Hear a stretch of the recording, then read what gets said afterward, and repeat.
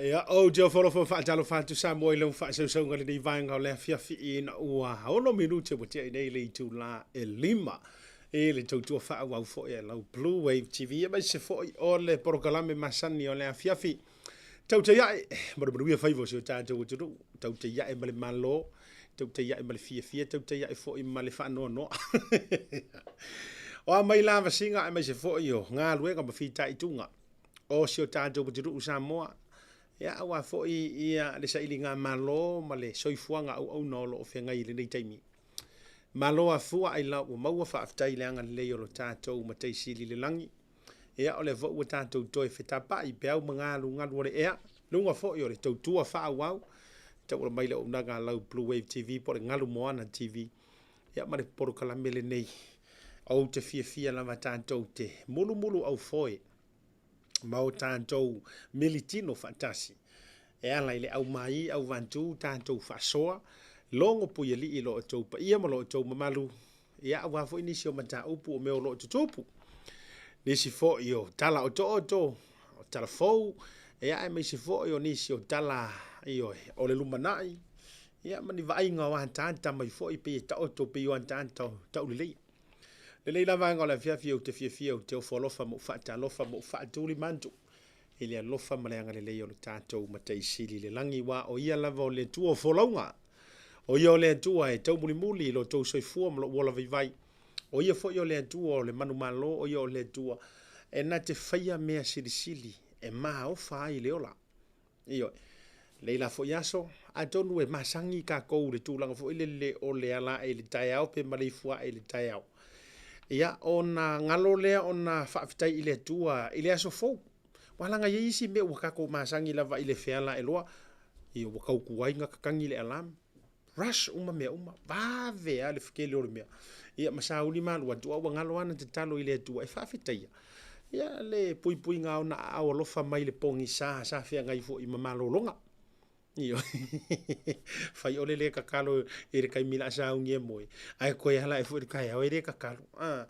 ona ole masani mana natural so ifuanga pe watato matana nana lava ole a malutia matapu a o ina ile lofa tau muli ole tuoro so ifuanga wola pe la ole mafu angalena e a fuai ona tato tau le ango le mele ole io or kakalo ile taiao tatalo ile vaveao ma le po ai sa unde moi ai pe ye foringa mai va ve ama mama firka ku kakalo ina ua mu tanto lima oi se uma ka ko mai da wari fo yala ama ka fo inga o ka unga pulu ama maroon sa la yo lo wa o fu ya wa mana tua au to te au ke manga ia fua te le na ta penalty na a inga e o ile aso male aso fo mai ia faila ulanu red faila ulanu blue faila ulanu yellow ale fu la ko ese sa o ese su meu o ia se se ko fa ali liu a tato ia ile tato fa talo fa ia o le fifianga sili le loto malenganga ona o le anga le leio le tua le fo ila wa pile uli wa usi fo ile au malo ai me se fo wa vevela le fala wa amata ona toe sauni folau i mota malawa io wa nisi wa fatau mo avalo to va folau o wali to sauni tapena ai inga le yaso ia fa afitai ile tua ile puleto ma le pule malo o malieo o malie malo i lona anga le umu fai ona malu ulu tau lo tau soifua ma so uola vai ia i ona au alofa Faltalofa antu Samoa yo pa ia mau sa mau fainga le avea mai ai leone le ufitia mai malai tele malai tafunai ia e mai se fo yo le fale tau waitu e tau fo tangata a wale fio le tui manu amone tafai ia se ia pa ia ana lenga i tula lanta i fale moa fa mai na tau ilo ai manu o malo ia e mai se fo yo le vao tupua a wale fio ia o le tupu fa no fo ia au va ma ainga ma tua fo ia na mstele ia me se fo yo le to fa ma sili la e mal fal fa le tapu inga o inai ngoto a tuai le la ia fusi la io le fa o malo io e siva tau fa ia le pui nga tu mo ma pule i tu au mal han tau wa inga le tai ma va fo no ti fa tu lo yo pa ia fa le malo ia mai lava ile au mamalu le malo le masiofo ia mai so tama ainga fio sui le fono sui tofia fio le pale mia malana ka penenta ia mai so sui pale mia fio fo ile fonga fetalai ia male pale mene o Samoa sui mamalu ma sui le fono ia nga tai le o le fio fo i le lau fa masinonga po fonga le fa masinonga le fio fa masinsili ia me se fo ile pristine fa masinonga fa no swafa ia ma le me mai ta ia fa masinonga ma malu na fa al malo ia ai pola pui pui le au fai ngā luenga ma malu uma le malo o ila tau o lima ina ia ma tau tua vai au wase manuia o Samoa ia fa kulo fo ila i pa ia awa pa ia fa aleanga nu ia e tu mati e ai tama ma ainga ma lantu tama fa ta lolo le tau singa fa le polu na tu ta faitia fa le polu na tu ta faitoa ia wa fo i to fai taulia ma to fia o le aturu popu to ma le au fu lo fa ta lo fa tu wa ile nei va ngol fiafi ia e matua le tu yo ma malu fa ta la le a wa le su o fa fe ngai fia i fata fai taulanga kerisiano i tono ro tantu tu ma fionga fo i pantele mai tu ai sa so se taulanginga lava e matua le tu feo yo le tala le ia wa tapu vai tasi ia ile ngā luenga le tua fata lofa ma ofo lo fa tua ile nei vaenga o le fiafi ia ona se e mai le o le tatou fata lofa ia tatou uma rungo le proklame ia o tau uma lava o ma pa anga le nei fo i tautua le Bluwave TV e mai se le proklame o le Tautai A'e e te filifili lava i ke sau e ke kau ai mai ma e tau fa alili mai ia o tau sila mai ia o fetabi foi le ofu ta pena le tinao le ainga ia ai loe io le tinao le ainga o au io e ave alo loto le au le maroons ia ia e bona nei o le fa kali ka ko so ka inga mala o kama o le au pepe ia tu lo foi pa io swafa ia le fionga le au pepe e le o toe mamau ia e mo masinga so ka inga po fea o le malai po fea o Brisbane le ka fau ai ia wai peano fa to mai mo for ticket ia e so le luanga nge ia Brisbane o ia ale maroons ia a tonu fo ia le to mamau ai tatou tapatu le tata ia ma fea fo ia le mai moanga le fionga ia le o pepe ia me so le fionga pesta ia po fea se vai ngo Brisbane lai ta fa fau ai le nei taimi e fa tali ai le ta longa ma tau tie le pona nei asika ko mo lunga o le tatou programe fakalofa foi ma momoli o lo fanga o leu te va vai to tele man to au tampu wa ia le maroons ana nei yo ya kolita gay on the wind fa tai mai mo mai ma man ta mai melpone au Italia mo le tolo fanga sia ta programe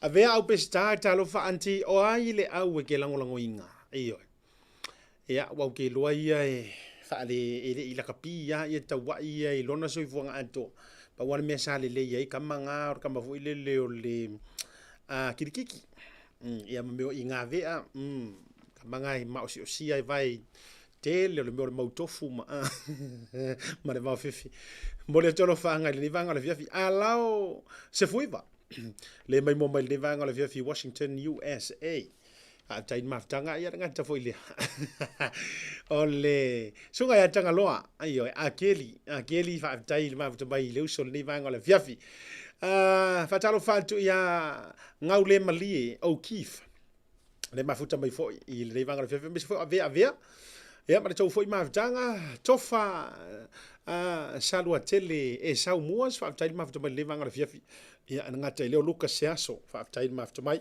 maroons ia le na Lucas fa tai mo le lango ino le tanto au tangi lima sisa le ala i tango mo fa tai mafta mai le vanga le fiafi sini Australia Coda Plus ia fa pe foi la le sunga ya Kenny Muripo e wa fai o ma fa so sai runga le social media mo le tolo fanga le vanga o le fiafi anti auto uma se uso ya tai leota ia oile au le ave ia wa ma ki hurricanes ma se uso ai peia ma ke maroons foi fatasi a taro foi ia ile tofa ya yuli felicita kalolo sa talo fauso bole mo foi se no e felo ia Samoa mo le tolo fanga dunga proclame le mafuta mai falefa ia ile ayo le tupu e vanga la fiafi vili por capo tai ma mai ia pe se foi la o to uma to fine ya sina sina ula vale tanto wiole Queensland ia fa pe foi la ia lisi Marshall ma to ma tanga le vanga o la fiafi Jeves Muriumu le ma mai foi ile fiafi le dei fa pe foi Joseph Afa o ngo sa io o le mea le ngo fiaka e pe fo ringa me to tele le au le ka alo la kapi le vaenga le pi e papango mai mo meo lang kalas ia wa Joseph Afa ia e le la kapi le o langa ato io kama le mau se ka alonga ngo vai o se ponga i tsunga tanga por to fa tanga lo Joseph Afa Molly Pearson fa tai ma to mai le vanga le ferga ta fo ile he reine e ke Roma ia va pe fo i vitu lua sua le mafuta mal divanga la fia ngata leo saufa inga fa fili a tai fo to fan so fa to fa va imla asia talangolango sele fa wotea le mafuta mal programme fionga mongu tia malai sa ili ame o le blues se fai me le fatu e o to ta pena le e fale la wasia yar ko kamanga ngi lunga Brisbane Tasi moana ma tau ma taka levanga na fefe me se fo ana me lei fa tai ma to mai lungo le polo kalame ya me se foi o le to tele lava isi wo pasi ya kuilunga tone mulitalo e nosa misa fa tai ma to mai ne vanga le fefe me se fo Maria Robrick ta to lungo le tanto wa YouTube channel man to fo le live tanto lungo le YouTube fa fo win dan yelu fa be fo jo la tinganga fa tai ma to mai sini au Italia fa fo wina ko de maroons ya mana o ia mo ke ko ma saya mar makolo fa i marisia o va nga mai e program o ngongi foi ka longa a jalo fa jianu o sala rupati a melia fa moana fa pe foi la i pio lefa lela le ma fa do program Herman Courts ya me se foi la JK mai pu le ma futa me le vanga le fia kitiona ma uto uma lava melu sipaia fa afte tele le ma futa mai ya me se fo yo le nei fia fa talo fa to fo ile fionga ya tama fainga io ma to fe lo ai fo nei ya me se fo yo na yo walo ma was a good catch up ya le fionga tama fainga po le talenga ya sila Samoa ya pe fo ia na yo walo sunga ya Dario Samoa man le me foi le put a name to a face yeah five time or catch up le ni vanga la fiafi alofi Paulo dai vai Smith ma lo lava ma futa ni vanga la fiafi fa dai io e amorle langlo ina foi ma fili la unanga a vai ia lo nei tanga time se foi le tanto Blue TV e fai fo i mato o manga le vanga o le fiafi o le asoko anga ya la tobia ua uma o na fai lo antu le au ave ia ilo loto mala uta po inga au te alofa tele na yo uso tu ofe o lo lango sua le au ale Crusaders e peila o na yo uso ia tole a foa NDA yo lupo ma iyo au mua to vaenga ia ua uma na avela upalota mala lango o le tausanga le nei o le tausanga o matai iyo this year is the year of matai. Allora vale sai na fano muri pola fa tai ma futa bai livanga na fia file ma futa mai utar nga tai leo Sharon Elisala salea te nei CCWS Gold Maroons e le livanga o le fia ia fa malulu antu fo isi uso ia Elisala tali matasi yo ia wa o no ufautua la vai ala upepe ai le i malanga ma peseta o fa uso do I think twice to ma fau po ole asi kuea le o mamao ai watu o mai ma fa no anga maftianga ya la le telia ya no wingala ya ele lo ame to pona nei fionga sunga ya ainga petro milo le mafuta mai e le pitonu le tato motu ila le South Island fa tai le mafuta mai le vanga le fifa pe fo ela tama fa la liti ia ma se uso ia lino le skula ki au le e maua se skula ki e peko loso le fafor kapaka e le alu i tonu le mol ai pi felo roi malanga ka avare ka polo vo le o le sunga ia lingo e se lo walofa le nei uso e ngā lulu e uma le tele o security to tono le mole sa ili nisi fo ile le whaaleanga mea ma le au ngā oi ma le au whau mea. Ai whaile le ia ki e ngā lingo i e kāpaka. E mantua whaile le ia na tia nga. Pei o lai kāpolo ma lai kāpolo le i o i whangari. Ai ka ke au ke whai aku. Po o whea e haru kilo mai. Wai e ngofo ka mālo ai mō.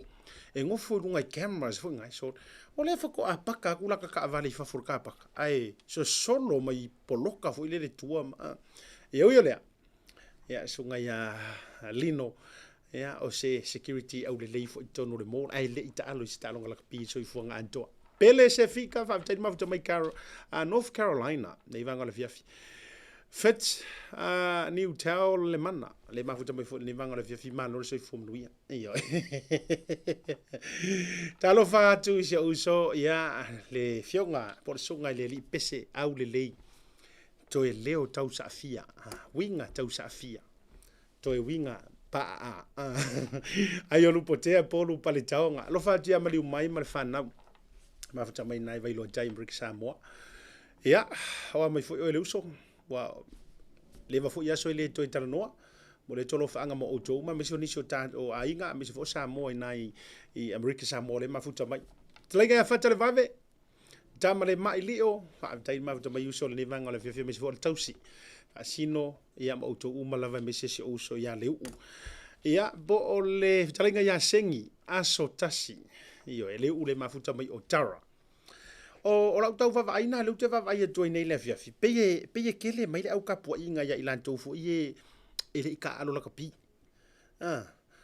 e tau fe lolo man tau nei le na tau ta alo la kapi pe ka fe lolo mai man tau nei taimi man tau mala ta mau le li io o le fale tua ya e mala inu esi ala ka mau afa io e afali ku so ka pau yo tanga tau te loa la kapi io ola utama foi o lupo te o poru pari taonga sa ka alo foi ia elanga la pe na ngata la ka mai meu first 15 ele ia u mai lunga ko inga le vole nga o ia u mai sia wori ia o sunga jo tu va io ma to tele lava tala nga ono le mafuta mai Central Auckland e ka sela ka vai ku le ngor ka ka ilonga la ka pi e se me antanga tai o le voli ma tu langa fa pena ya e fa tele ya o ai lava o le a e peki ai ngangi au angi ko fai me ika io au tau te fai me ita la wo fionga tama fai nga e sarfa maka kwai la fia finge o le kau ke lelei ia uma e hale ngei po a ko maka alonga ngangi o tatu lelei lava io e le ai foi se me ala fiala mai fu tai au wo fiu e ko fai kau ngi ko mengi fa mai. The person is unavailable. That person is no longer available. Ua poloka mai makaika. Aua tau te whapena. Ia, mai langa ko ia. Ia, leo whailo mai sunga le li pese a poru palitaonga. O ia e blues. Ua mongi e roi ia kapua ingo aua ko inga whale lima. Maka lai a ke mi vai lai kau ele ilangu ke le arkivi io maka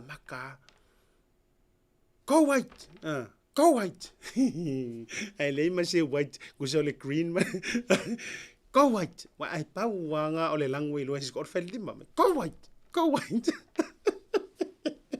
le lai mo mai iga le vai va o so mai fa or puru ole ale pulu ole Blue TV ia ole te lo te fia o mal Blue TV tali melei ia me se fo so nga ya le ala fo ko so me le ala wa maka ngo vai ka ngala kapi so nga ya ina ngeo io ta sile proper fale lantai io le van ta alo fo ile au tele fale lantai ole ala fo ile na fenga ta ina sao mai fale lantai nga i tournament ia pia ele i manuia ono tau fai sunga ya ina ta dotur malolonga ta to foi mai ka ko update ma se siaki agura u pepe po ofere ka fawa se mai yeska ko lipoki po ta ya mai Australia ta penanga ole state of origin e le pona nei Lava Samoa. O lea ua taunu mai I whala o loa le Tasi Market I New Zealand e tātou o loa o mea taurima ese mai Samoa. E pei o fue ma to o launga. Tuinga matano o Bluwave. Ula fala, ula nifo titi furu mua whaapea manifo oti. Ma le ano noa ionisi o mea taurima ese te whilipiri mai ai. Mau fo ia tātou tau mafa ese mai Samoa e pei o ia. Ula mawhee. Whaapea talo ulu mawhai. I se tau o fiatele. Pala au nei loa le numero o lo o ilunga monisi o whaamatalanga. Le Tasi Market, le tali o longa nao. Now that is beef. You think that's beautiful? Look at this. Nah. Wings without crowds. This is beautiful. No, this is beautiful.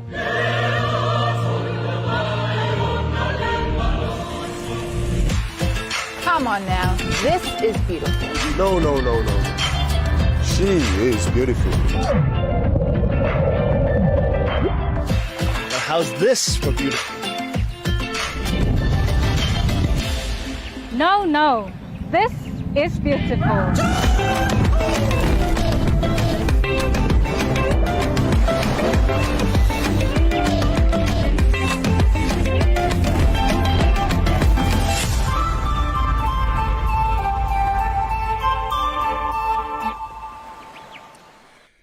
Jai bila wati leo bolua sifuru maleo minuto jai nei le itu la lima le tau tua whaua wala Bluwave TV le vanga le fiafi mali tanto por klambe le Tautai A'e mara manuia fai wasio tanto utro a talo fatu sunga sio si talita ina le mafuta mai Tacoma Washington e le vanga le fiafi e te wati to ala all the way Queensland fa tai lava ya mi se sunga to violin tu ya mari sio to Jonathan le mafuta mai foi i lungo por klambe be se foi sia la vao I've taken after my John Fish o mitai dinga o le la wa maka ngo mai mala ko so mai le mea le ngo kau popole ai solitele le auto so mai me yo lo mala la kapi ele o le wodi ia le te vai tu ai yo o le la ka mo teni muri pola cheki ngo kasara wa inga lo kapi matulanga uma fa bena o le sila to tele pela lo vai ki John Fisho me tai linga se uso le ma to tele ya o kamaya nga kai ko finga vo ia ya so ia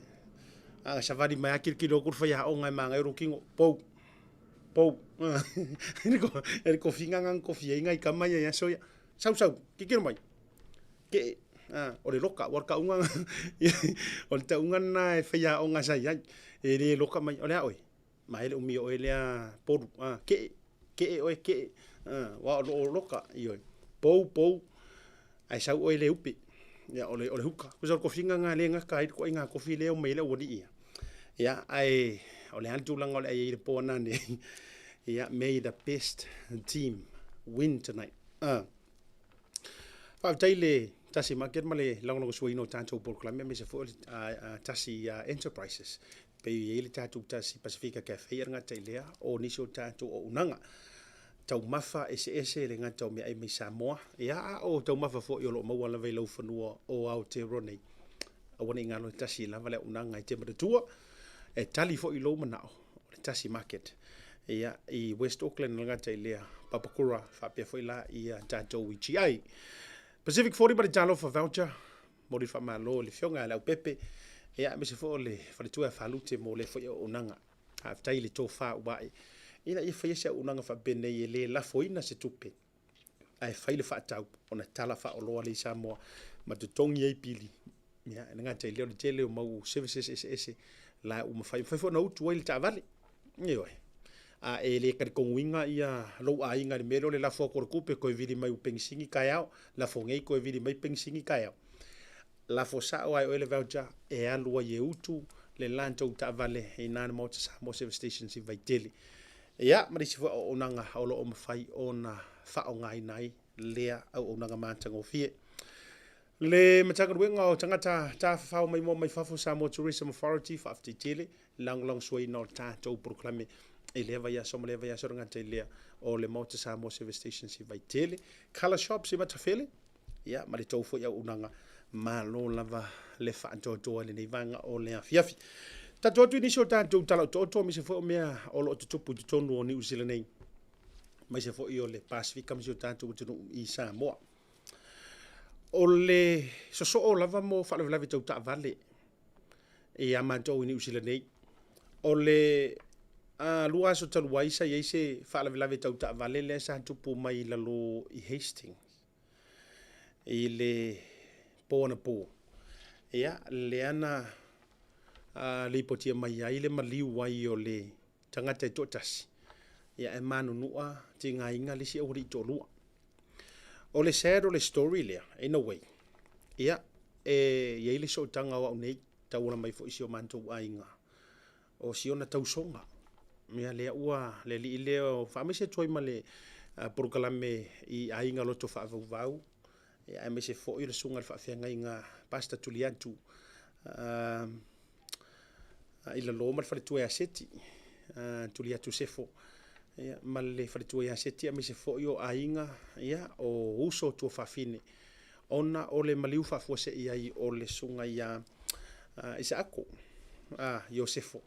I lea whaalawelawe tau ta vale. O le awari Samoa na afia i whaalawelawe lea.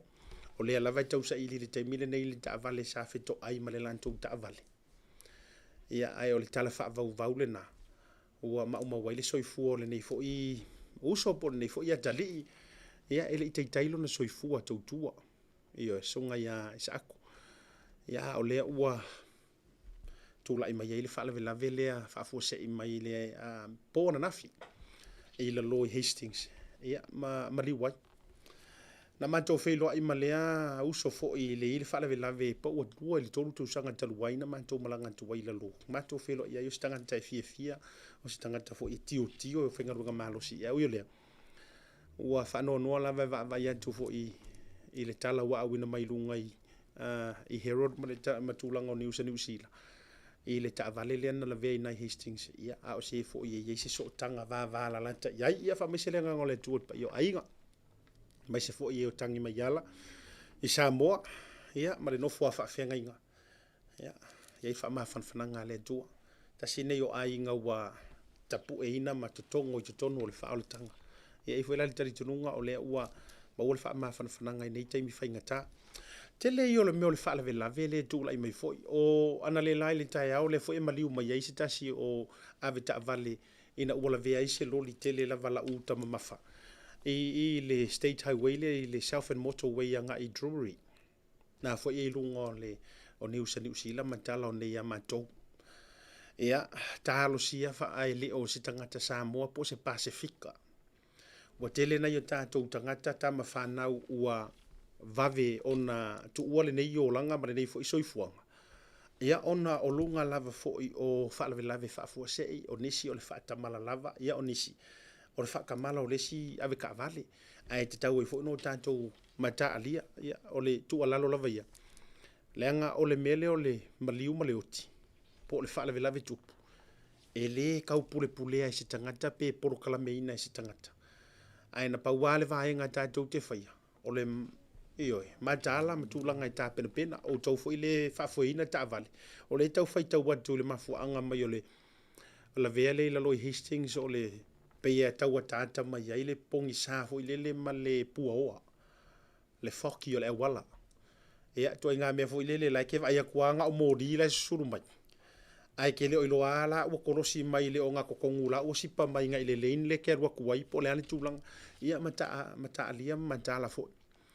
Ia i tūlanga o vaenga whapene. O lisi vaenga tala mo mātou New Zealand wa fo i le whaafonga mo mena i tātou ai ngai Samoa mai whafoatu. O lea whaasolo lava fina wa ingai tono le palemene New Zealand. E tu sa ai o se tūla fono tau whaaufi. A le soifua maloloina. Lea e fina wina le teimile nei. Le whaatūlanga mai ai le ave o le wha mua mua. E whaita wina ai malo i ai lo tangata nu ethnicity. E le tūlanga o au onanga wha le soifua maloloina i nei New Zealand po au te roa. O le whalau te leino le nei manta upu. Now, it may sound a benefiti ai le ioi. E pei e whatau nu policy lea ina ia feiva ia tātou tangata Pasifika ma tangata Maori. A ua te leila ma le whelau toa inga ma le mumu whalo le whetongi ai whaasoi o tua o iei whina ngalo o vaenga wha upu whai le teimile nei. Toa tele nisi e pei o le taitai o le green. Sunga David C. Moore. manisi fo yo ila tau mai pas maoli ma pati maoli manisi ila tau o le te e fo i le policy le o le whaalau te lina o le policy mo ila tau e mesiona yo tātou tua a matutua o lea e tau pasia se tū la fono ina ia anga va atutusa o mai tātou nei o tā ua tangata Pasifika au fiai ma tangata anu o ni usila maoli ina ia uange i koe la veaka kou le lisi whaakarikali mei o tau tonga ma tonga fitinga ia maua lea vanoa tutusa mai e kere kupe e wau te lo le te whaafonga mai pia whaapeo le te tonu au te roa a konga e kou fru le mea o le fi we whaakarikali po a wheka i vili mai ei ia oe lo tau tonga tulo whaafonga ia po ni tonga fitinga fo a e alu fo ia vai le fo ma ia ke la ku nga e funga e usur kai au e pa vai o e po se meo le lua le uri po le o tupu me fa pena e public services in terms o le au nanga fa se fo mal loina tasi la le ove o vaenga le una ia le taimile nei e fainga malo po le sunga le li pa le mia ma le vaenga fa au fai fainga malo lo ia nei le pa ena ia pasia se policy e le koe umi ai nga ngofo marisi whaakarikali le tangata maoli ma le tangata Pasifika. Ai ole au vantuloa. Ia ma vavi whaatau nu ola han tau tonga fitinga ma tau tonga isi teimi vavi po le vai ngofo ma. Ia, manga ia sia mea. E asau whaafonga. Ole fisiri la le ua langa le teimi le nei. O whaape mai la le tai o le green. Pe le ole avea ea la le vaenga lea. Ma vaenga mata upu e toi whangua mai ei loa le tūlanga whailonga lanu. Ai na mafu mana tua mai, na mafua o na whaia le policy lea ma le tūla whono tau whaauwhi lea o lo whaanga solo le tala noi no i tono le palemene ni usila. E mafua mai, o le saunoanga manino o le fionga i le li palemia i a Chris Hipkins. According to the research and data le provide mai e le soifua maloloina, o ngai kangaka maoli ma kangaka Pasifika, even till now, o isi kangaka o savali le tolu le whāta usanga o whaatali talipea, tonga fitinga, ma lantou tau tonga, tu lolu whaafonga Samoa, even up to 10 years.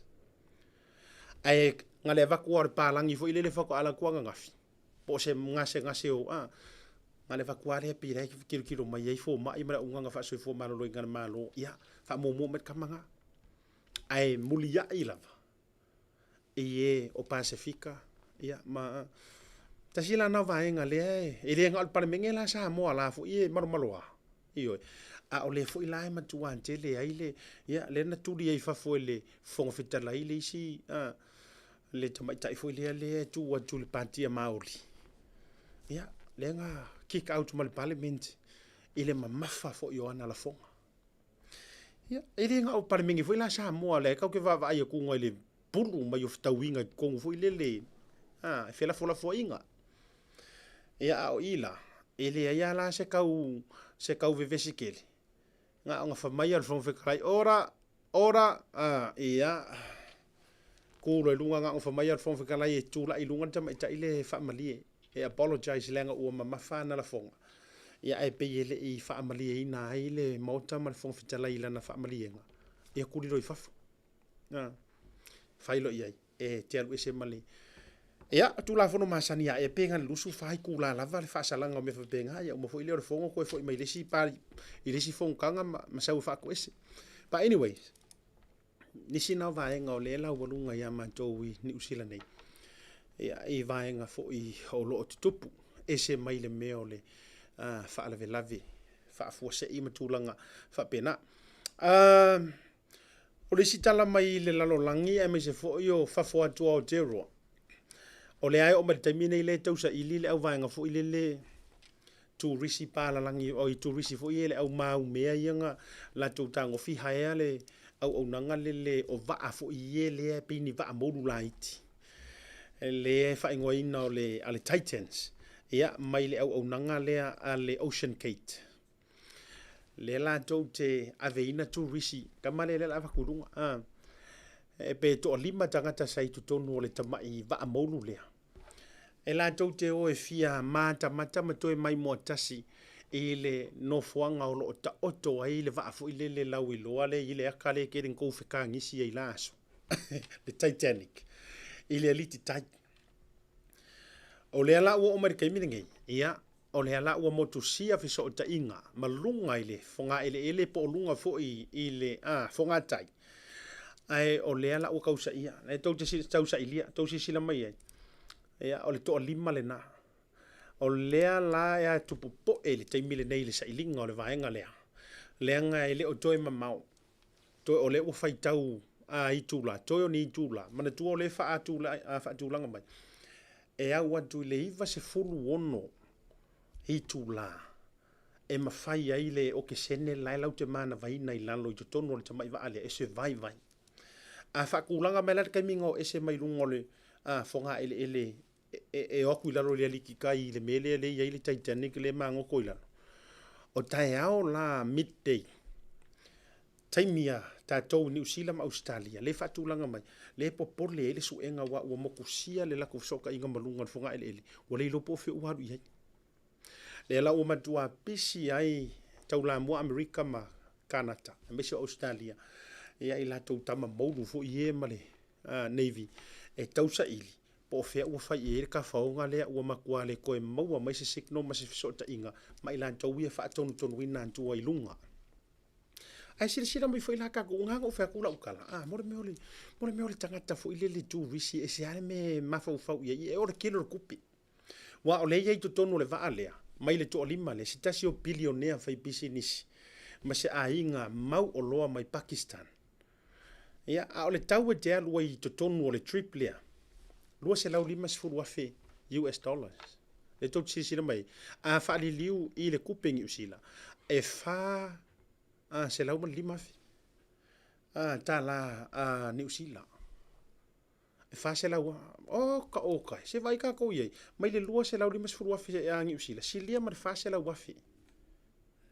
Sorry, US. Si lia mar fa se lau wafi New Zealand. Per person. Ale tangata i to atasi. Talo fantu ile. Fionga tu yoti. O te lainga, sa ile mafuta manu kan proklami, me se fo sa vali tavui. Ia maruso ia au nese Korean mo to umarunga le proklami. Ai onai o vaenga nga le ko kupu mai le kaimiringa o le winga o la te tala. Fa se lau wafe per person e ke alwe e hai ai to tongi e ia lo pasese. Pe ala ke alwe le ke travel lalo langi al kamalea e moru lalo. Le ala ua aku ngei mau high tech manei tu ai ngantu langa fo ile le fa ona pone. A o le ala ua aku ai lalo. Le su e kaimingi ua makua ua fa apopole inga ainga. Ma fa apopole ina ma le company lea. Na la tau leo ngar kua inga vaenga lea lau ke whaia tua i lalo le sami. O le OceanGate. Ia o kako vaila kako ia. Anga o maingi a polima mangi mangongo ko fui. Sa ole leia. Ai mafuana avatulanga o leo news e mafuana utala o tu le vaenga lea. Oka se ngi kupe mo le tangata fo ile lo ia ngole la for selengi wa elengi sa o ile se di ho ile le ke o ke share mai langa video elengi mili me o pidi. Biliona. Io ia se vai ka ko I fase la wa ore kau le fale ore kau le fale moku mangama uma la ale to tongi mo le triple ale nei la o tausa ili o afa ai le ko ma wo so fu fa ko fu ta tu te talo ia mau le au moru ma le au fai me manga vale o su kai mingi po fese me o le pa udia ia ai o le me sili ka si ele I follow ai ai e tate fai atu ia ele sa ule fase la wa fele ko fa ka se o la fo se a me ma e fa tu la to I to inga tangata ese mai an tatou o tantou e tatou te fai ngā ruenga mo tatou sefe mo tatou posi ia mo rwhanga ua onga mo whaalave kukupu mai a tau mana o nei whanau vo ilele fia o aise McDonald's pe fia aise whare ainga taungata ei mai mau kupi whakoi fo ia FV e siane mea vere wha mua nei tangata e ka whawhau ai ma explore le lalolangi ma tata solo fu ile le mata whau au kako i pi tau te ai ono le nganga ai fa alonto Samoa moni ma le lonto lu ma le lonto ainga i wala ngai te tua ainga uyo lea tatu tau fita talo fantasy ia koe recover na ni tangata ia lea tasi na vaenga ngā lau kama o sasaya i oe po o le fionga ia tu yoti o le alo tamalangi ngā lau kama ia lea loke vai aku le whaian mea leo le travel fo i le peye isa nga au travel e o explore dia sa vai ma uponu atalo fatu ni manga o le afiafi sau noa asuenga fa taina ma fa mai fo sau po tui talo fa sau po o isa ma lo ma mai ni manga o le afiafi nisi lana o tatou tala toto ona tatou me ilo la ia le isa mo i tatou tala tupu mai tonu o tatou tonu now o le lava tatou te iai vai tau o le pale mene ma le whaatonu ino le fono te tonu o sio tatou tonu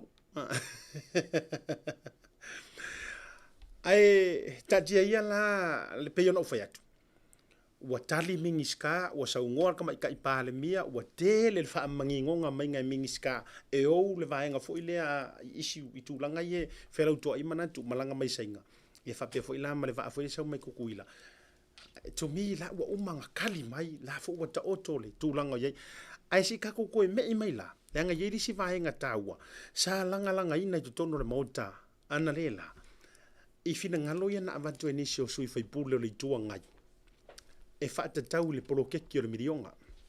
Kako whaasoa ke isi e le vaenga lea. A o tā lia isi tātou so ta inga ma le fionga ia lau pepe.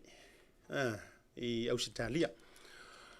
O le vaenga la leu ke fia aka ke le ai la iana le la i la umai tau atu. Ta iloi le la tātou whaasoa. E le vanga o le fiafi whaari me fwaiso fina ngalo.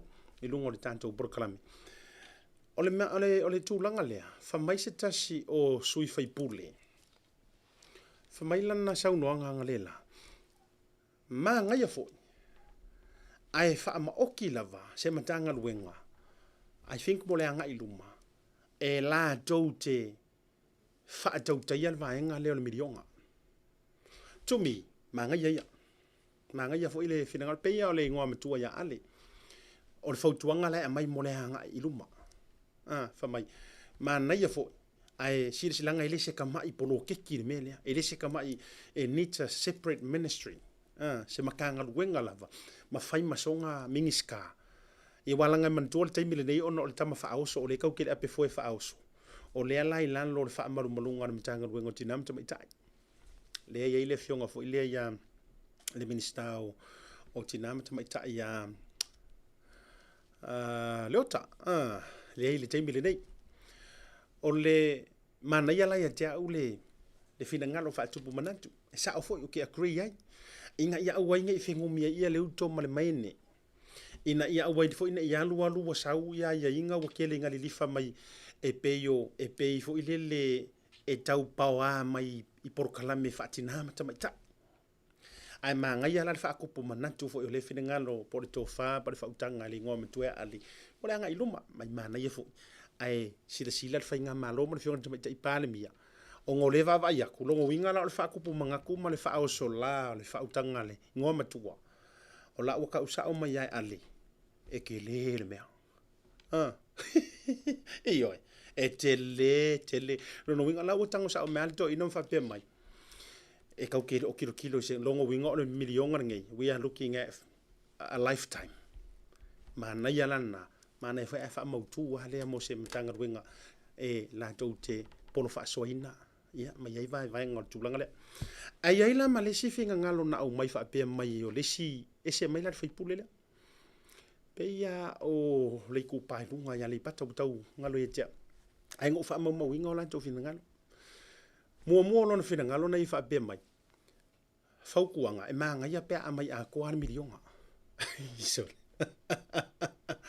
manga ia pe a au mai a ko awale mai a wa ia fa mai manga ia mai a ko har milionga ai ilisia o malanga tuna o fa ta milo I tua ia walanga o kasinga ngaruenga o e fai por kalami io e ke la ku e alu ke ka mo fai ke kilo po ava enga te mau mai ngo wala kula o ke ala ku kua ai o mawai tala matulanga fo i mena nota va ai fo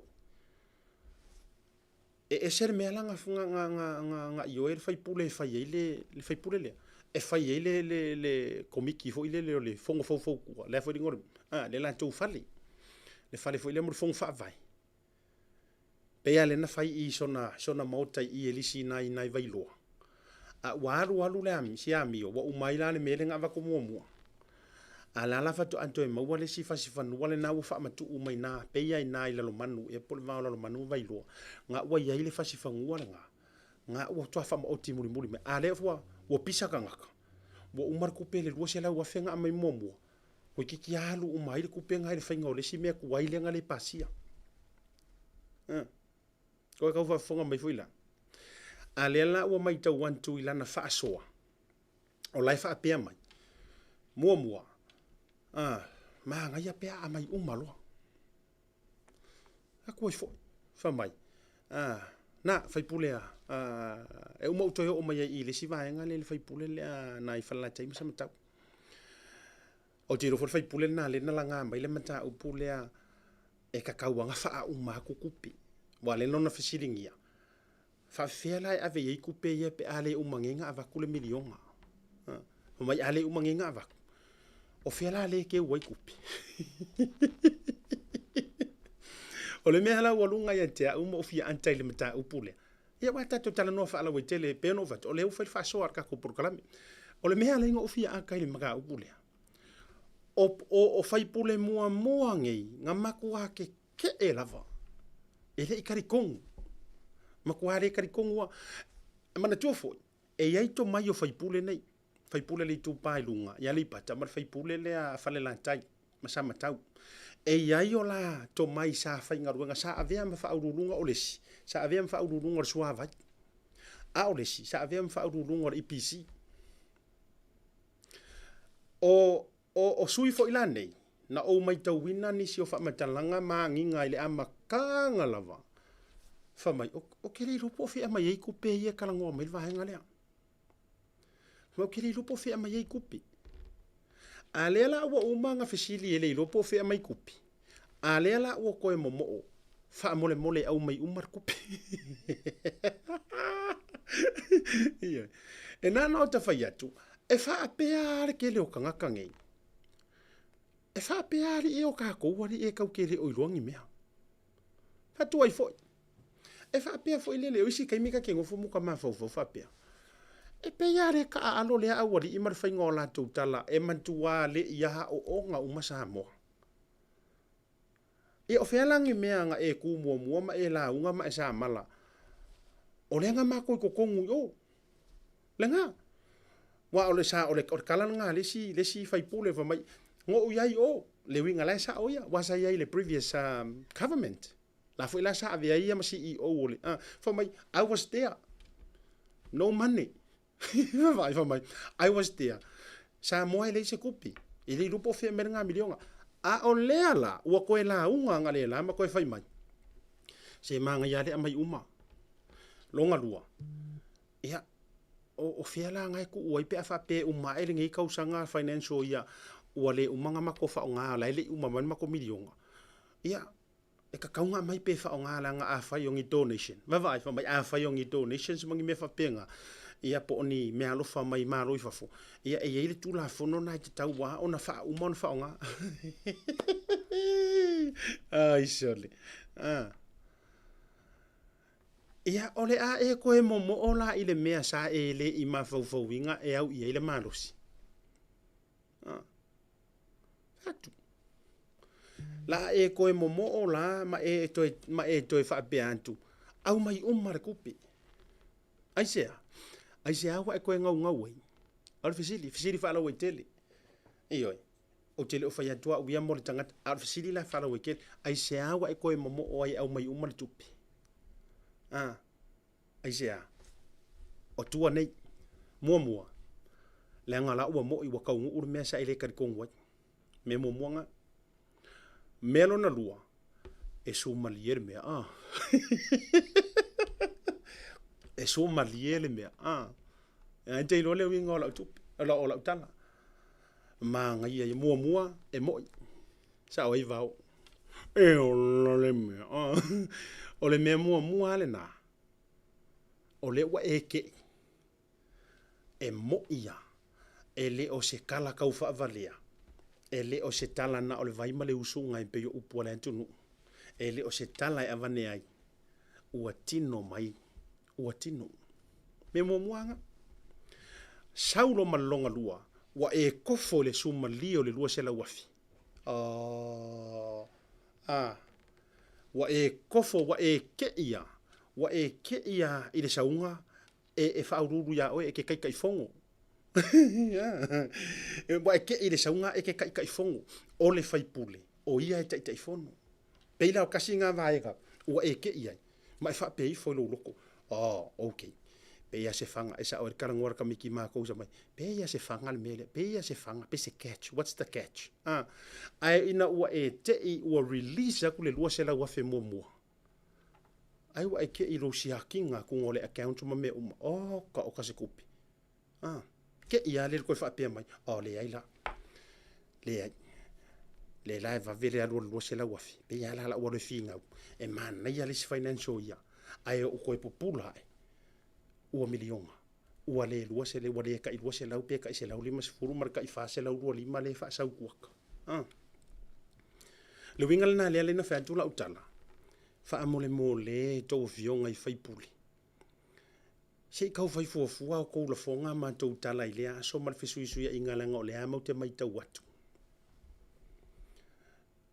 fai e fua mai ka le sikangaka ua sala i leika ora pumongianga si la fia tanto Samoa e ile upuna e fai vai o faleata mala le leia le faleaka i kala le o fetu fai e sou fulu sou sala ile sou le anga fufu ai ki or kau ki anga vai le anga fufu ai ki or kau ki anga o le mai mo faleaka mar farku masanga fai la sai mama to e mai tau mea ua sala le mako mai kau mea le anga waka kaunga levon kako folau ma le whakua wa levon tato folau ma le whealfani wa levon ka kaunga kuku ngisi poro ke kikele ai o tau lava na o tau le taritonu le ala ua soolonga le ualu le akuar ka i milionga ai si kumano ualu anto le ala ua saure kalangoa i kukongo le whalefongo ua saufa mai le ala le mere fiera la ave fiera la ave ku penga ko koe o le mela la inga e popoli fu nga me o fa so la mela e popoli why do you care o le va inga le na tate o manatu fo ile le maka mai ka ko oisi fo i suia fai puli ka ilo ia ipong finga ngalo yo la to tu malo o le fisili la vale la walunga ilo ma fofa e tu la i lava le sui fai pule e ku la i lava mfa pe mai o le finangalo le manto i tu malo o le finangalo le manto i tu malo o le finangalo le manto i tu malo o le fesidi o se finangalo sa o le o le ku malo po o so wa finangalo le na o le ke pa se mai lungo le tu malo o wala ku sa fa isi o manto nu o te tala no mama la fo o te ala tu sa fa isi o manto nu o ke kau fisili aku ioe i tau ainga me se fo yo nisor mantunu e le o ro po le ha kongu kai mi muri nga o ko fo sia manto fai pule sa va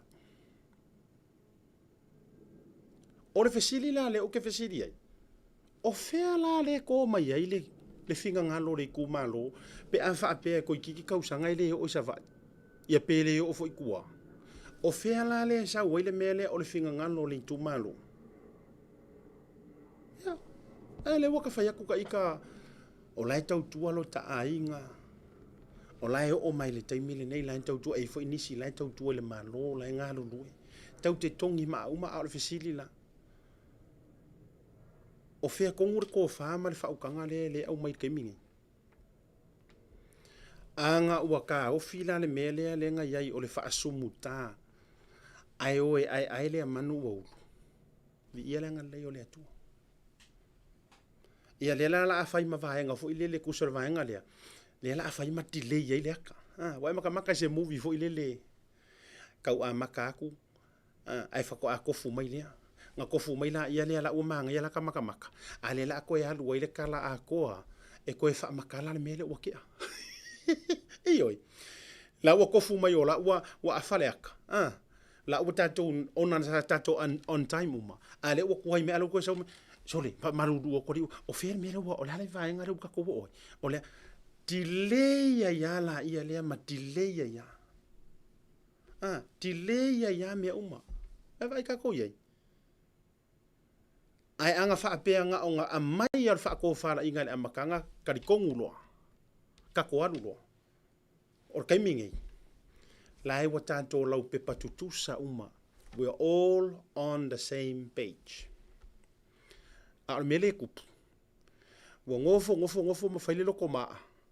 Wa ngofo ma whaasufi ka ngaka ma whaase ka ngaka. Malanga tūlanga na. Wa whai le whaase ka ngaka whamai elemo, au kuke pole.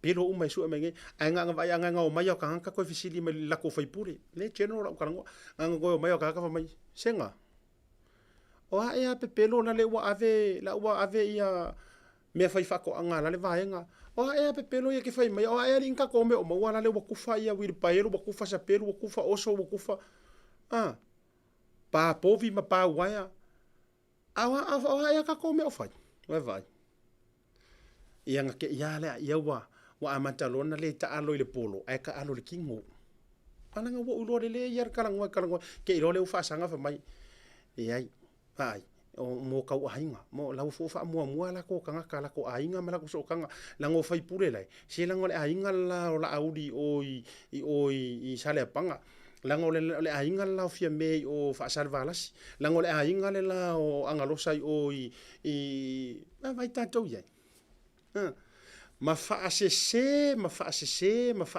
a kua ilava ma le toa dele o nai tātou matai o fioanga. O le mea ngā le kupu.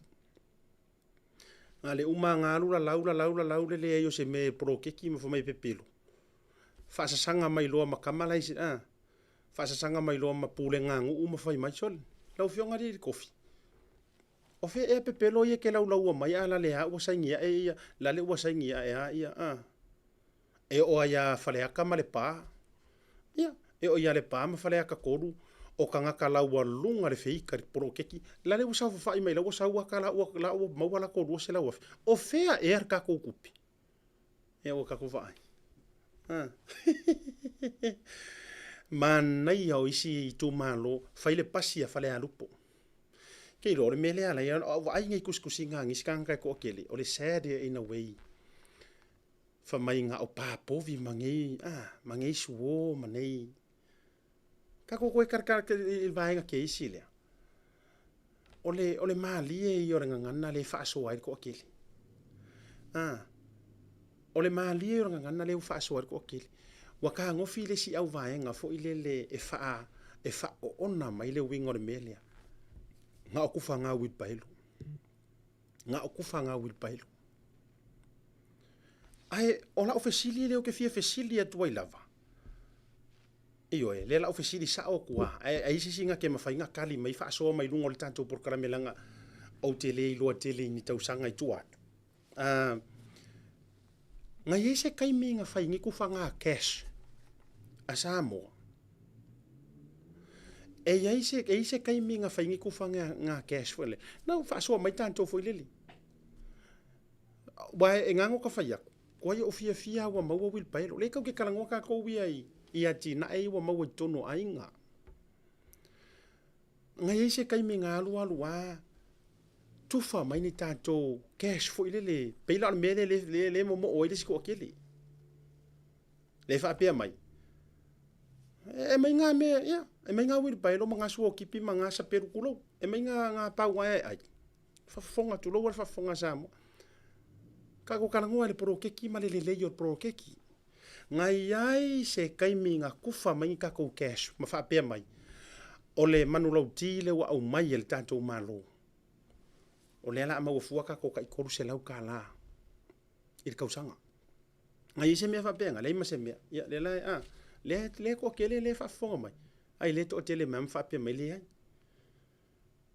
a fau ke manga kua ke lea kua aku ya valelia ma ofa ke lor ka ko me alofa ke lor me alofa kama ve apa moa le ke ai ku ngai e malu mal ponga ivi te le yo me alofa fa pena le winga le tala sa fa aliu me alofa uma sau le si mala longa lua le afa valelia fa aliu me alofa uma sa fa aliu me alofa mai iyo ya kelengi si mea nga fasa ia ka ko me me su ngami ka ko me mai la su ngami wale pia la kalaka me su ngami o le pofe mau wale au older generations ko e mau mai le new generations le su ngami now nga ia se singa mau sanga cash ka ko kala mo na ia se sina mau se cash le ai se furu valu afe fo ile le o lo fale le na tangata ia nga afia su ngami mai ngu ikua o se furu valu aferenga e te alu e whailau oka mai o le Bluwave lampa po ile le Strickland Brothers po fea lava fale lau papa tātou Samoa. A whai inga mauai sau cash sa e whaia whaasor kula fongo langa leu te whai atu. Lau ke mara malama lele ya sa uyai Samoa kai milea. O ke mara malama lele. E o se furu valu afele na le sa maua mai mo mea lofa sunga mi. Nga kufang ka ko cash le mea nga. Sei o te fia ke fia whaasoa tuai. Sei tali mai fo i kangaka i. A kongu fo i le un kangaka o ngofo i Samoa. Sei whatua la utala. A tonu fo i la sa tia i fuane o tatu tangata. A ole mea o kuku wafi o le si kangaka fo i e. Ioi, le ngofo ngofo i fafo wai ka ke vea kure kalangoa i si pe e malama i system i atunu i fafo. Le ala ka mo fai e blackmail o ima fo fau o tele i Samoa. Aya e alua o e Samoa. Mako a inga isak pa ikea mara mako uma kwa fia inga ila ko pa wai ala wo fai wa makanga so o ila ko pa povi. Ya. Mako a fia le meo le bui pa ilo man o le fia. Ai tato to fo i mai me alo fai ma me nga mau aku.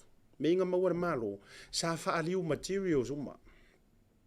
Ke lo me nga le nga fo i me yor su ngami. Nga mai mo nga conditions.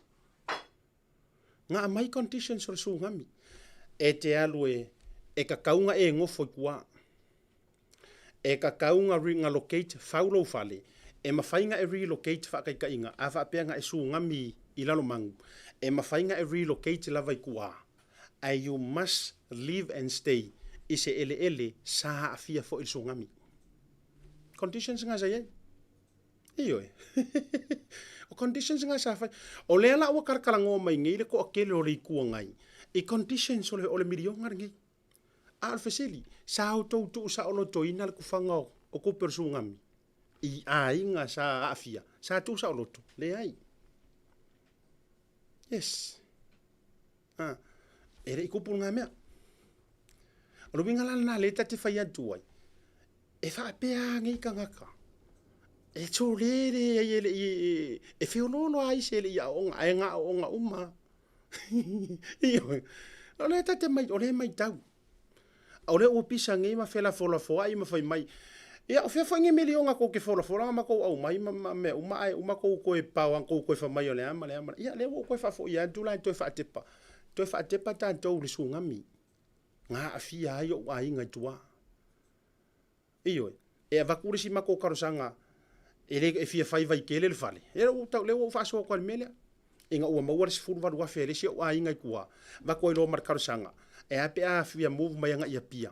E fia move mai ia pia fo ile le fa o le fale fo. Fa nga ile ai saur kadi. Sau sa o mero official palmia. Ia. Te ro o maliu si tinale sa fa ile ku si kai mi le o lo ke lo. Iyo, sau sa o kadi. Le ai nga pau ale relocation sem fa nga fai. E ke relocator within the district lea sa afia sungami ai le fa peke afia sungami kua ai e relocate mai pia e le fa kangan menga ma vai ia ngala wo kang fa so aku le singa vai ngai fa tupu manantu fa kua fa kinga kalinga le mea ore uma e afisili nga suo ma sa peru ala wa o nga fua ma skola sipi isi kamai kia onga ala wa ki e pasi wa sefere kupea nai mantua wa sefere cash pasi a fale alupo la ala wa sefere cash ngai kanga ka fale alupo sa alu e ka ko kongi ai pili ko kongi ai pase so pasi ko kongi ai me uma ai se kesa I o anga e pe o I le tu maloa ana le tu susuru maniso ilanto ia uyo lea la ngole ma wata tanto so tainga la tanto wa me ia ku Australia I le taimi le nei le o vai to le stand by mai ia le pule le tanto o le plus e to fa o le tanto wa fa so pe a foi mai ia fa talo fa tu le o fioga le pepe le nei vanga o le afi ia pole a uria tanto ina Brisbane Australia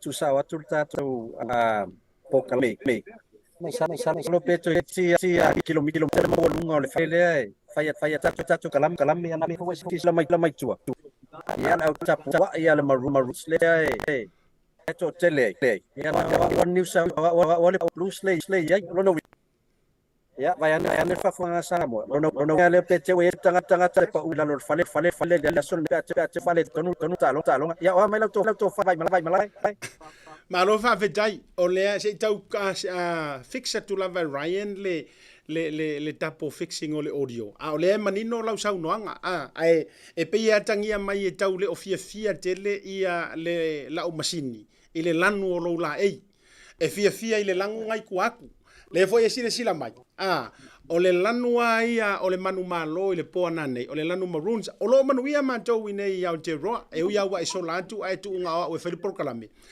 o a mai ta penanga o a mai se vainga le te vai atu yo tu atu o matua lanu maroon fa solo atu mai ia tu o a mai ta penanga male au fans Sony nei taimi asia tele fale mai lanu mu le pese wala ina of mu solo tangata ai start ton or for file or uma le talong na nei yo ema mia la wala moana le ina ya to mo wel fia malele yo le mafu fa le temele e kun se lani ato wa fiwe vai ni le mato awole plus ito I awala ela tena fa lo o tono to fale kofi me ana matu sava dia nei nei manis ya le mai tamo watch ya wato toni uma fo ele maroon si tanga trai ofu ma ya la itu ofu lo te fa longa mo lo tu pe o fulo to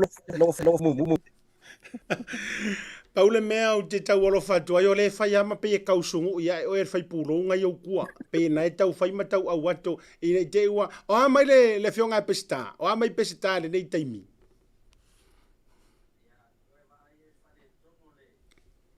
Le fale tole tano poinga pesita, i le malu lua Brisbane le iai, masalo e 0 degrees le malu lua swimming pool. Ai le tai le pesita, o lo foi na, o fale tonu ma fa pesita. Eo. O le wa ma wa fa ma ile pepe sinai ya ai taton ya eto mo malo ino pesita ya pe ate wa umale alonga ngani o le ala mo lan moana o lanu fia yo o le lanu mo wa le malos ya malo fa vitai e ro tali tonunga o le ama mai so tiesi lanu moana te sau mo e wa te ro tiesi na o le atatia I solo ina wa umana ta alonga na ne ele o to mana na o ye nisi mo fie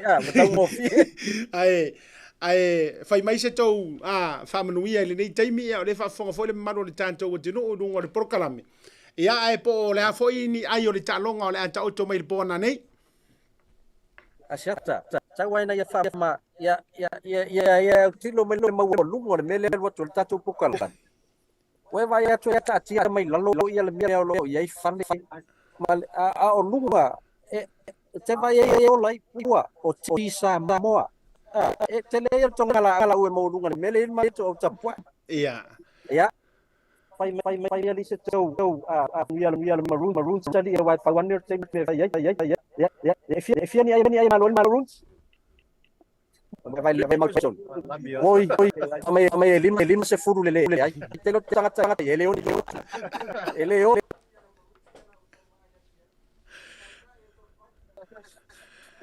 ia Langor kamaloa, langor le fionga ia to le paiali. E wai lo yo le pule o le malai va lele I Samoa. E pule ala ia. Pe mafai o nga land se va lele. Pia pe le fa sa fo I lo no winga. O le tūlanga fo le na ye le talo ngā nā nei. Momoli atu o lo whaanga aua e keso ngā le fia le au pepe. I tūlanga o le ai le tau tonga o le tālonga i pōna nei. Mo le tolo whanga, e kei lor melo ke vai akua i whauringa o peseka, e le ai mase angor ka alonga, a ua koe fia sau e vai kōru. Mo le tolo whanga mo utou nei maanga o le fiafi. Yeah. 5 minutes from we have to maroon somebody. Siata. Eloa ele famanuia, le tulanga la fale tonu le yai. Masalo o le tomo se si update o le tata kalami. Pe amato wo tonu stadium. I'm on your telephone tapa e Samoa ne fiafi. I love no. Alo va vitai, pa war me ke sau mai o le skafu ar fai maka ki o kan ngale mai lunga por kalame pa foi mai. Lo fa tele atu mo utou. Yeah, after lava, fase fo. Ya, ele ma fai lava ngai kama o le au pepe le tau au mai ngā lava o lana au i lunga. Iyo, ya le o tau wha mai masila mai moa mai Samoa. Ya, o le tūranga le nā o lo iai, amu ia fo ia i lan tau wale ambau wale wanoa e moli mawina ma mai moa i le tālonga i le poa na nei. Daro a moa po le fionga e tama whai ngā e fiau ai e te au mai. Red lua valu New South Wales se furu manga ya paki mai o le ata walunga fa bea ia le tatou por kalame wa kau vengo walua we e por la va io o le fo te lele una nei ai o te lele lai o io ai o te lele lo tu manto se manto e kale si e faina nei ai o le la fa mau la loe e Ryan ia tanto wa e lau producer le lau na fa mo wina i lalo atu tali le la sau i lungo le tanto proclame e fa bela le fingo ka ko amio o le tangata la vai sa olana langa peki mai ka longa ngangi ia o le o tala noa ia le au pepe e umai foi mai ai sau faile ka ko fai longa ia a wale tanto top up mo Samoa e vai fai foi le me ka ke a walo fai mo sio ka ko i Samoa vai o me uma tatu te fai ia tau te fai pe ke malo mai la o le te tunu i fafo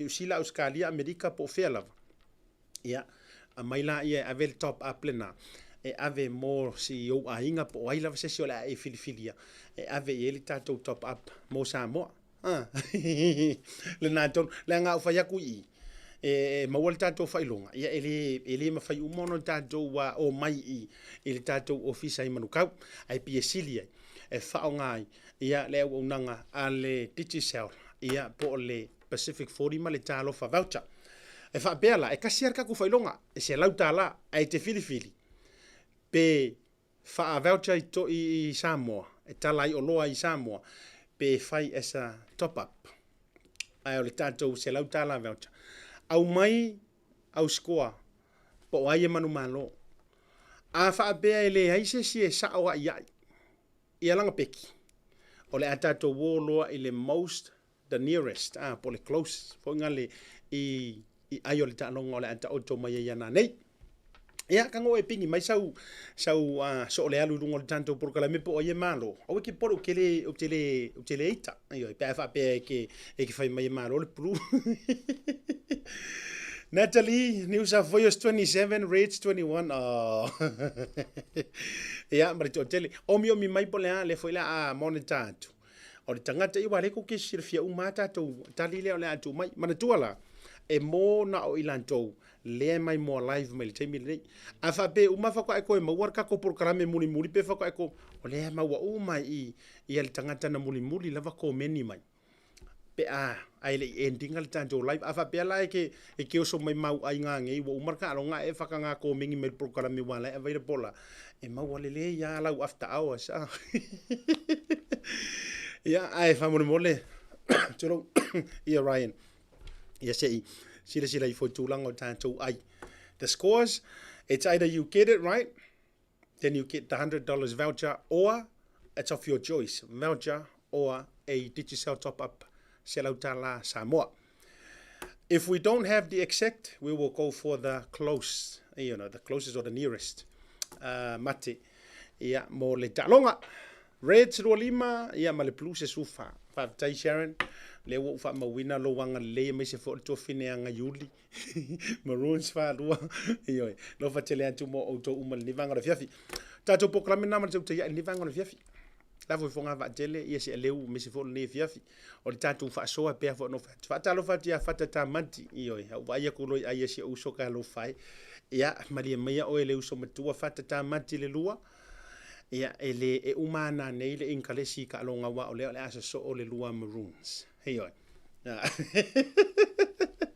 sa le lesi Nico ia le na to tele ilan to ia wa mai to wa le la fa mawina le nei taimi le wa ya au umor sunga ya Ryan o ko pisi mai ali mo Ryan le fa mawina ila lo fa mole ya o le tangata lava remember na o le tasi ya tato fa ilonga e sau fo ila ko kusa pe ke wa sa o ka ya na to fa ilo se tato tala pe mai le talonga i le po ana nei mangalo se le mango le tautu mali ya me se foi o le unanga le vanga le viafi ya ai mai le lo mo le tanto Blue TV nei maruko nei a lofa tele mo oil nei vanga le viafi manuia la tapo inga au ai te fai meita au le fasia for te nama le fanau au ai te toe lo vale o le wa a to le te usanga tele o te tautala ina upu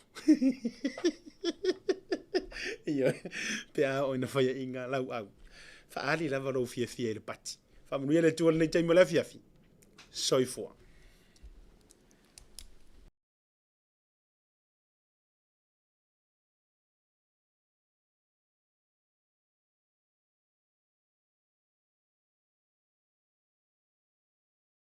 Oh wow, không cái mix vậy. Just give me a second, eh? Hello, Auntie. Oh, Mayuko. Cho điều số, con ai xem mấy số cùng cái Auntie phạm tội là mang lunch bắt đầu kiểu. Baby, what do you want? The barbecue one? Barbecue. Okay. Chị phạm mỗi số đi. Thanks. Love you to the family. Okay. Hello, Vaku. Yeah, Auntie. Barbecue? Yes. We have the barbecue, please.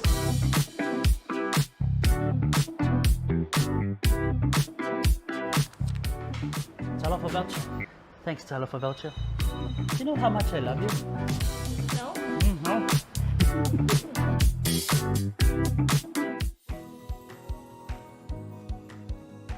Talofa lava Samoa. O te fia whaaso atu se tala tāua le nei mo oe. O loo mau pēr le taimi e whai ei le tusinga ingoa.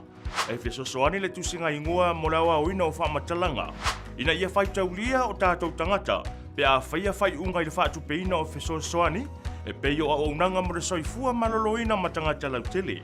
Ai aua le pupole, e le whai loina lava lau tangata. E le tuina atu se isi lava tangata, po isi matanga luenga le maloni whamatalanga e patino i ate oe. Whaamole, whaatino lau pito la au, ma i o atu ia Iuni, ua whaatumu uma pepa mo le tusinga ingoa, ina ia whaitaulia uma o tātou a inga Samoa. Whaafetai mo lau lango. Mo nisi whamatalanga, tangai i le www.census.govt.nz, pe vili le o varu selau, lua toluano, fitu varu fitu. The Color Shop in Maota can brighten up every aspect of your life, from interior to exterior. You can change the look of any project you have, from auto to home, around the yard, and everywhere else. Bring color to life with our selection of the best paint. Come check us out, because we're more than just paint. We got bush knives and a whole lot more. We're the folks that will help you kick that drab right out. So come into the Color Shop in Maota. Call us on 25577 or 21527. Drop an email to cs.creston@gmail.com. Talofa, welcome to Maota Samoa Service Station.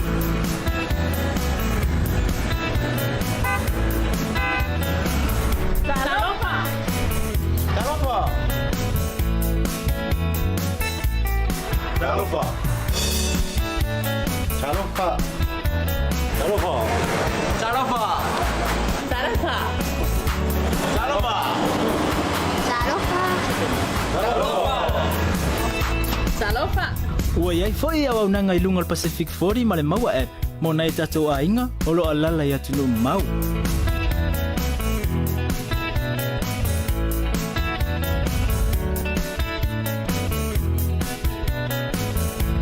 Tonte Pia ona pia mo o Samoa.